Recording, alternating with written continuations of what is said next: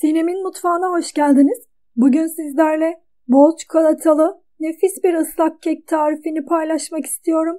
Yeni tariflerimden haberdar olabilmek için kanalıma abone olup zili tıklayıp bildirimleri açmayı unutmayınız. Tarifimiz için çırpma kabına 4 tane yumurta, 1 su bardağı toz şeker alıyorum. 3-4 dakika iyice çırpıyorum.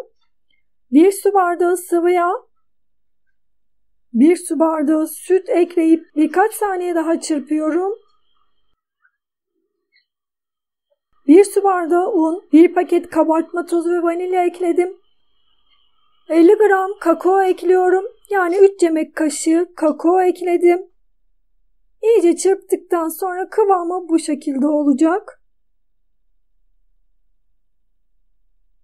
Dikdörtgen borcam sıvı yağ ile yağlıyorum. Hazırladığım kek harcını üzerine alıyorum.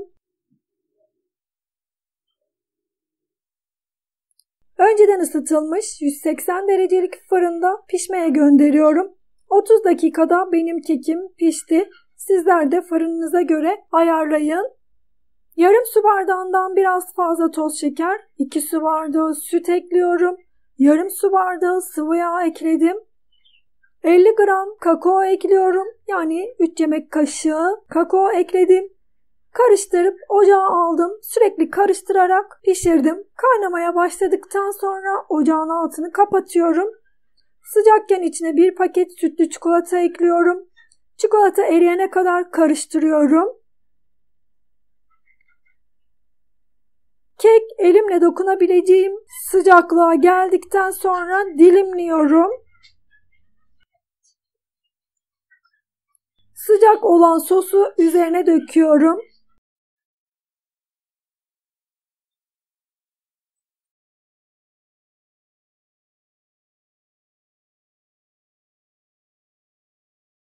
Bir saat dinlendirdikten sonra servis edebilirsiniz. Üzerine Antep fıstığı serptim. İstediğiniz gibi üzerini süsleyebilirsiniz. Bekledikçe daha da güzel, daha da lezzetlenen bir tarif. Islak kek tarifimiz hazır. Deneyeceklere şimdiden kolay gelsin. Herkese afiyet olsun. İzlediğiniz için teşekkürler. Bir sonraki tarifimde görüşmek üzere. Hoşça kalın.